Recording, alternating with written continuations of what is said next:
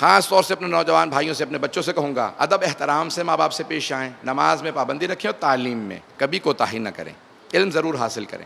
ماں جب دعا مانگتی ہے تو خالق ضرور سنتا ہے۔ پوچھا کس کس کی دعا حق میں قبول ہے؟ امام رضا علیہ السلام سے۔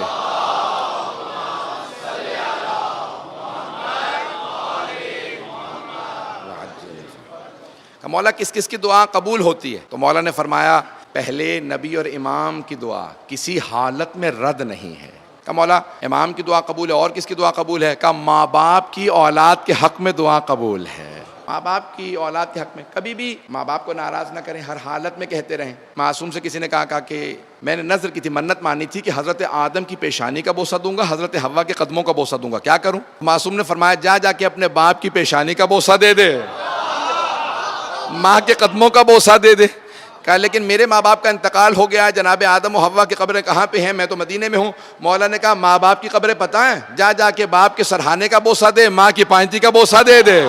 کہا یار اے فرزند رسول، ابن رسول اللہ، کیا ماں باپ مرنے کے بعد بھی دعا کر سکتے ہیں؟ کہا تو نے خالق کو اتنا مجبور سمجھا؟ وہ قبر میں بھی رو کے کہے پروردگارا میرا بچہ پریشان ہے تو خالق سن لیتا۔ ماں باپ مرنے کے بعد بھی کہہ رہے عام گنہگار ماں باپ مرنے کے بعد دعا کرے خدا سن لے، تو کیسے ممکن ہے رسول خدا؟ ماں باپ کو راضی رکھیے، ان کی دعا ہر حالت میں قبول ہے۔ جب ماں تڑپ کے گڑ گڑا کے اولاد کے لیے دعا مانگتی ہے تو دعا قبول ہوتی۔ شرائط کیا ہے؟ چند آج احادیث کو پیش کرنا چاہ رہا ہوں۔ کہا مولا میں نے اس دن پیش کیا تھا، آج تفصیل سے پیش کرنا چاہ رہا ہوں کہ مولا دعا کیسے مانگے قبول ہو؟ کہ جیسے ماں سے بچہ دودھ مانگتا ہے۔ کہ مولا وہ تو بول ہی نہیں سکتا۔ کہ یہی تو سمجھانا چاہ رہا ہوں، بول کے مت مانگو۔ بچہ کیسے مانگتا ہے؟ کہ روتا ہے، گڑ گڑاتا ہے، پورا بدن کانپ رہا ہوتا ہے، ماں سمجھ جاتی ہے بچہ بھوکا ہے۔ کہا الفاظ ادا نہ کرو، رو گڑ گڑاؤ، اتنا بدن کانپے کہ اللہ سمجھ جائے یہ واقعاً دل سے مانگ رہا۔ کہ اس سے دل سے مانگو، وہ قبول کرنے والا ہے، رد نہیں کرتا، لیکن مانگو ایسے کہ وہ قبول کرے۔ دعا میں رونا بہت ضروری ہے۔ ایسے خدا سے مت مانگیں جیسے کوئی ادھار واپس مانگ رہا ہوتا ہے، ایسے مانگیں کہ واقعاً پتہ چلے یہ مانگنے آیا ہے۔ کیسے مانگتے ہیں؟ عزیزان گرامی، متکبر کی دعا کبھی قبول نہیں ہوتی، سنیں گے نا؟ متکبر کی دعا کبھی قبول نہیں ہوتی۔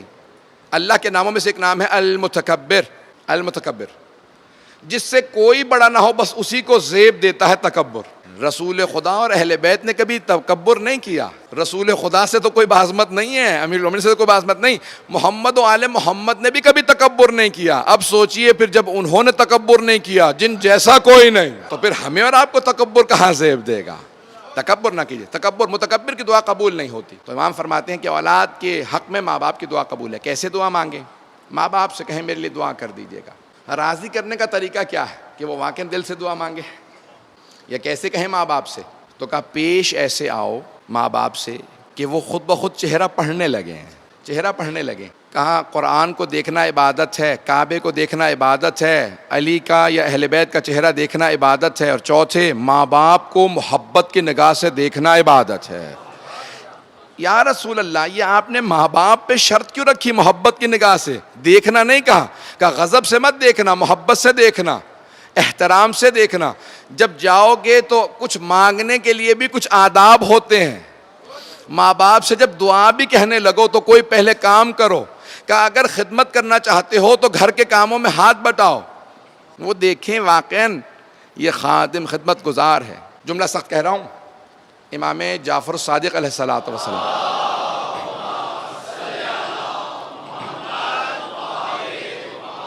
ایک نوجوان تھا، ماننے لگا کہ مولا میں آپ کو مانتا ہوں لیکن میری ماں آپ کو نہیں مانتی، وہ کسی اور دین پہ ہے، اب میرے پہ ماں کی اطاعت واجب تو نہیں ہے؟ مولا نے کہا اب تو اور زیادہ واجب ہے۔ کہ نہیں وہ مسلمان نہیں، وہ آپ کو نہیں مانتی۔ مولا نے کہا یہی تو سمجھا رہا ہوں، وہ نہیں مانتی، تو مانتا ہے۔ اس کا میرے ساتھ رویہ بھی صحیح نہیں ہے۔ مولا نے کہا کچھ بھی کہہ لے، رویہ صحیح ہو نہ ہو، اس کا رویہ جیسا بھی ہو وہ ماں ہے، تیرا رویہ صحیح ہونا چاہیے۔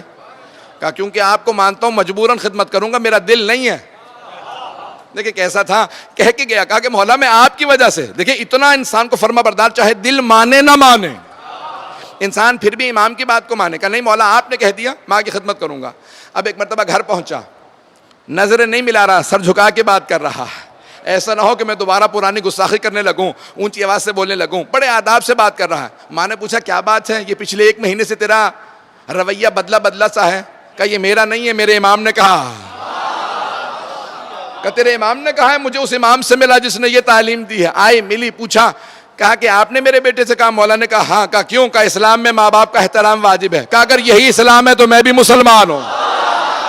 عزیزان گرامی, ایسے پیش آئیں. اور پھر بہت سے لوگ کہتے ہیں بزرگوں سے کیوں ہم ادب و آداب سے پیش آئیں, میرے اپنے ماں باپ ہیں ان کا احترام کرتا ہوں. ارے جو دوسروں کے ماں باپ کا ادب و احترام سیکھ لیتا ہے اسے اپنے ماں باپ کا ادب و احترام خود بخود آ جاتا. دوسروں کے بھی ماں باپ کا ادب و احترام کیجیے, کبھی گستاخی جسارت نہ کریں. آج ہم ایک ایسے دور سے گزر رہے ہیں جہاں ہر آدمی آسائش اور سہولت چاہتا ہے, لیکن اس کے باوجود بھی آپ ایک سخت فرش پہ کتنی دیر سے بیٹھے ہیں. کون سی شے ہے جو آپ کو یہاں لائی ہے؟ آپ نے کبھی سوچا یہ مجھ میں کہاں سے شے پیدا ہوئی؟ توجہ, کبھی سوچا آپ نے یہ مجھ میں کہاں سے محبت پیدا ہوئی ہے؟ یاد ہے وہ دن جب ماں گود میں لے کے آتی تھی؟ یاد نہیں ہوگا. یاد ہے وہ دن جب ماں انگلی پکڑ کے فرش اعضا پہ لے کے آتی تھی؟ جب باپ نے انگلی پکڑ کے فرش اعضا پہ پہلی مرتبہ بٹھایا. سلام کریں اپنے ماں باپ کو, ان کے لیے دعا کریں کہ جنہوں نے آپ کو فرش اعضا کی تعظیم سکھائی ہے. وہ ماں باپ لائق ستائش ہے.